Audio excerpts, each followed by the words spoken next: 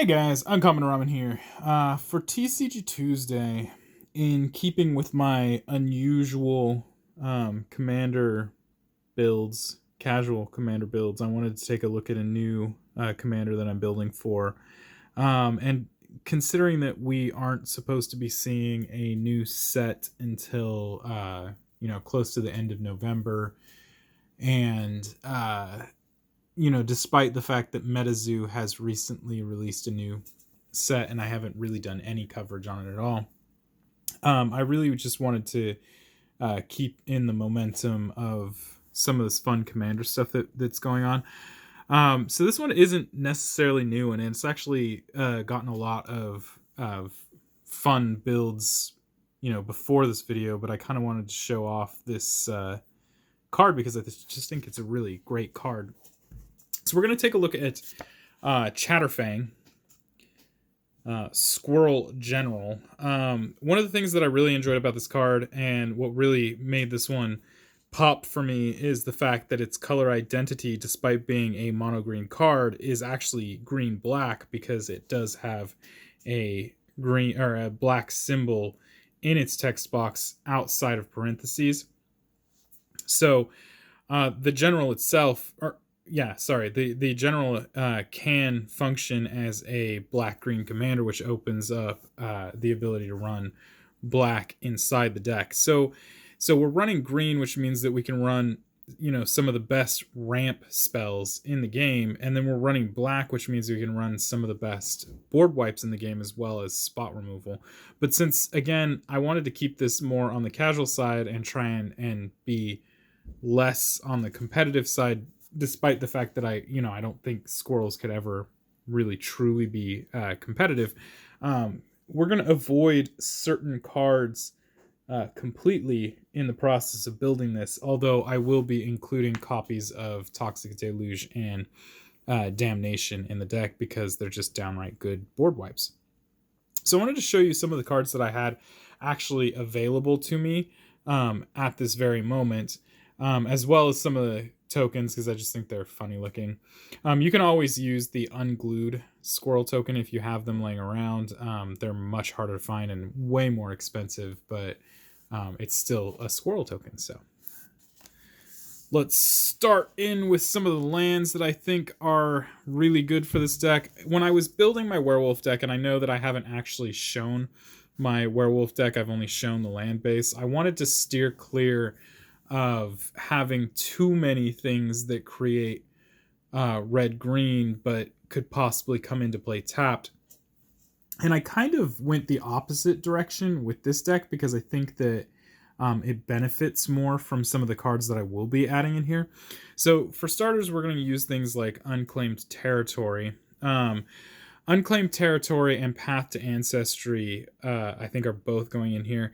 Unclaimed Territory, I'm still iffy about, because it does specifically say that I can only spend the colored mana to cast spells for the creature type, which means that, yes, I can use it to recast my commander, but, like, for instance, spells and artifacts, stuff like that, you won't be able to use it on. And as far as actual squirrels go, like actual squirrels, there's not that many.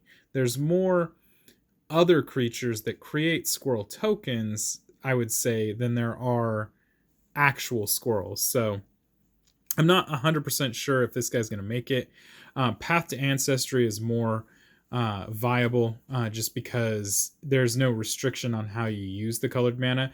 There's just a benefit for using it a specific way. So we'll take a look at that. Then we have Golgari Rot Farm. This one is the bounce land that creates both the black and the green. I think that these ones are absolutely viable. Even if you're bouncing a land back, it's just a good card to have. Then we have Undergrowth Stadium. Undergrowth Stadium is a crowd land. If you have more than one opponent, which is 100% of the time when I'm playing Commander, this guy comes into play untapped. So there's literally no reason not to run this. It's just a very good land. followed by Llanowar Reborn. It does come into play tapped. It has this graft thing. This land enters the battlefield with a +1/+1 counter on it. Whenever a creature enters the battlefield, you may move the +1/+1 counter onto it. It's just an interesting way to buff something that comes into play that you feel like you want to keep in play, or that is going to be a little aggressive. It's kind of a one-off thing, and it doesn't necessarily scream good, but you know, it's interesting. Then we have Woodland Cemetery. It's a check land, checks for forest swamps. Otherwise, it comes into play tapped. This one's 90% of the time going to come into play untapped, so there's really no reason not to play this. Tainted Wood, if you are running any kind of black anything, so black green, black red, black blue, black white, the tainted lands are absolutely phenomenal.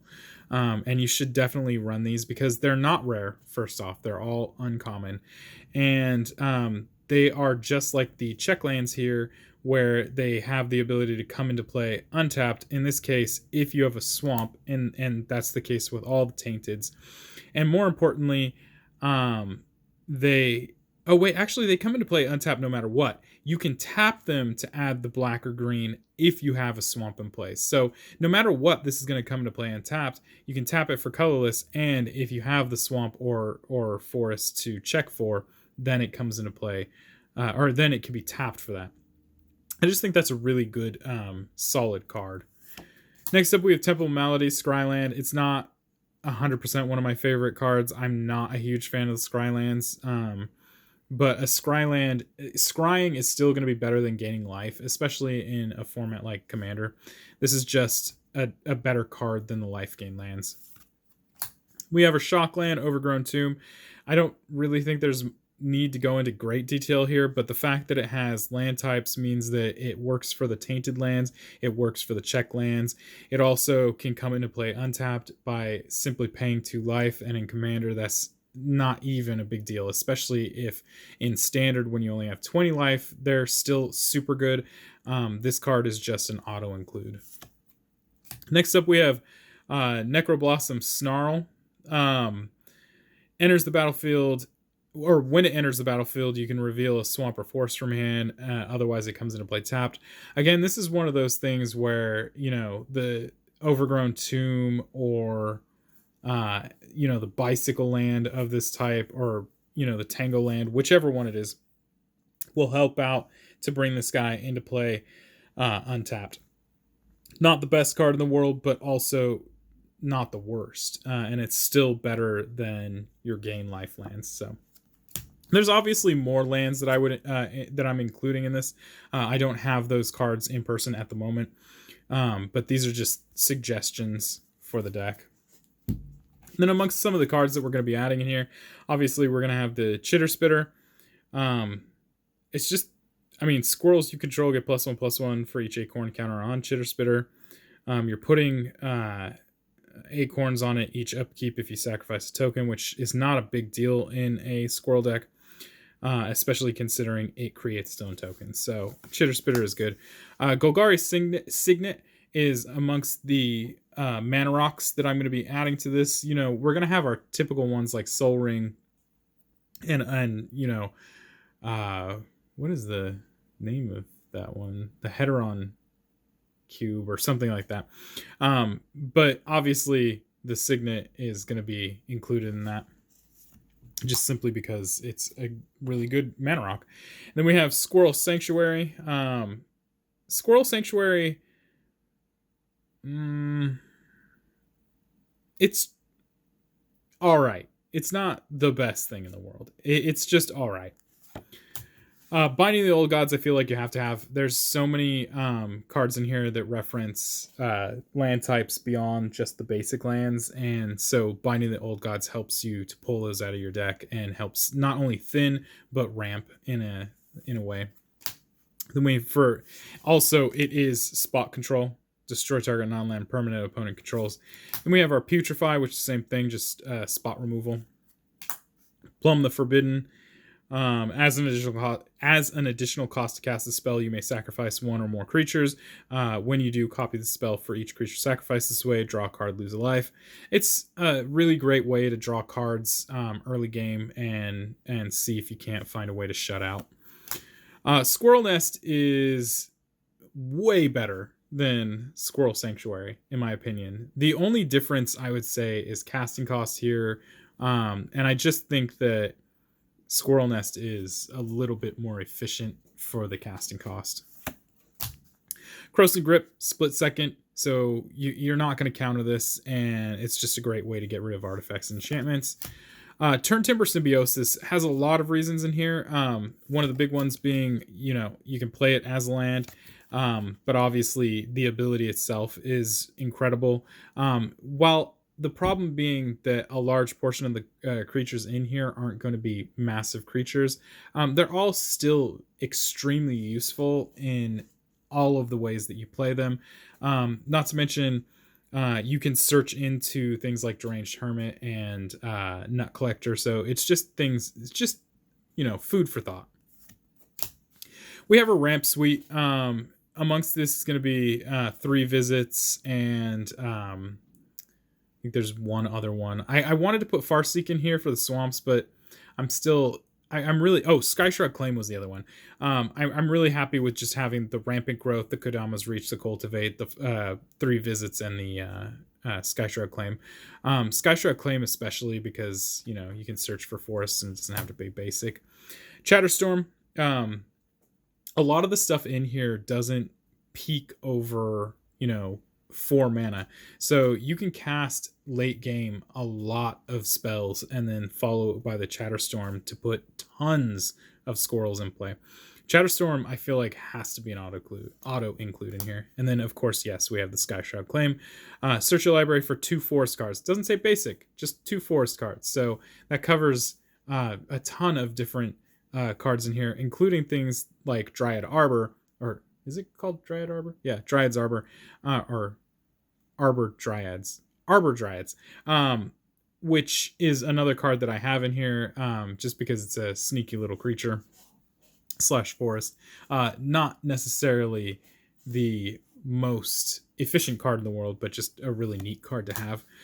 You have to have the Chatter and you have to have the Acorn Harvest. They're just the flashback plus the squirrel generation. It's just a fun set of cards to have in here. We have Agadeem's Awakening to help bring back some key creatures like the Squirrel Sovereign and stuff like that. And more importantly, again, because we can play this as a land if it needs to be so. Verting Command creates squirrels, and if you're not going to use that, you can use it to counter a loyalty ability from a Planeswalker, which is pretty powerful considering there's nothing that does that, and you can really help save key cards from any spot removals that those particular Planeswalkers have. You can also exile cards from a graveyard, so if there's something that definitely just cannot come back, there you go. And then there's the target player gains 3 life, kind of negligible. At the end of the day, this is about the squirrels or the loyalty ability counter. Then the hermits in general, we're talking about Deranged Hermit, we're talking about Underworld Hermit right here, we're talking about the Fading Hermit. They're kind of the most efficient way to create squirrel tokens. In this case, when it enters the battlefield, you're going to create a number of 1/1 green squirrel tokens equal to your devotion to black. And since the deck has a great deal of black in it as well as green, you should be getting a decent amount of squirrels from this. The Dray Keeper, I feel like you kind of have to have again, because it just creates squirrel tokens when it hits the battlefield, and you can give squirrels +1/+0 and menace until end of turn. And menace for a deck that's going to swarm is going to make a whole lot of problems for your opponent. A lot of the remaining creatures are going to be creatures like this, Nadier's Nightblade, where whenever a token, or sometimes in the case of some of these cards, whenever a creature leaves the battlefield, each opponent is going to lose life. This one specifically allows you to gain life as well. So it's just a way to penalize your opponent or de-incentivize your opponent from destroying your tokens. or just creatures in general. Then we have things like Ivy Lane Denizen. Whenever another green creature enters the battlefield under your control, put a +1/+1 counter on it. So, every time your Squirrel tokens are coming to play, they're coming in as 2/2s, and that counts for all your other creatures too. So it's just kind of a nice little buff to make you a little bit more aggressive and a little bit more scary.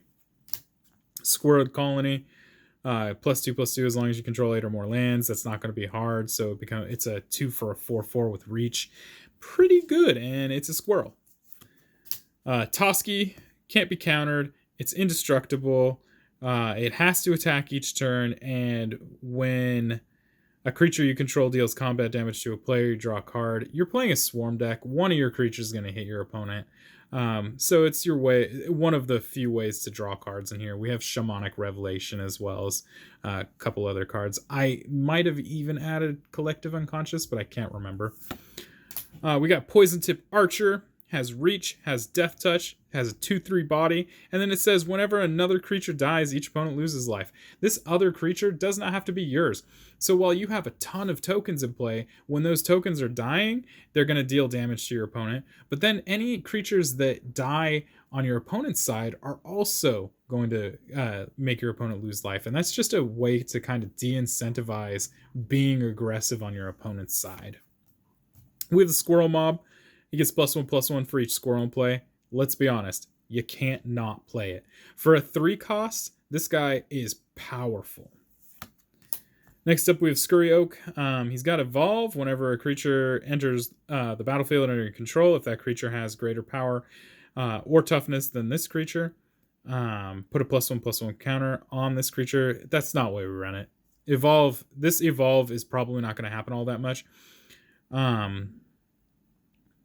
Whenever one or more +1/+1 counters are put on Squirrel Oak, you may create a 1/1 Squirrel token. So this is going to take effect with things like the Ivy Lane Denizen, and it will proc it'll trigger when we got things like Squirrel Mob and stuff like that. So and it's only a 1/2, so it's not as if you couldn't trigger the ability multiple times. It's just the main reason it's in here is because of this ability and not so much this ability.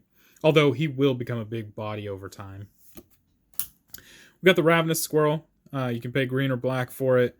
Whenever you sacrifice an artifact or creature, put a +1/+1 counter on it. And then for 1, a black and a green, you can sacrifice an artifact or creature to gain a life and draw a card. So here's another great way to draw cards. It's a way to sacrifice creatures, which helps you trigger things like the Poison Tip Archer or the Nadier's, Cutthroat or whatever. And really help to chip away at your opponent.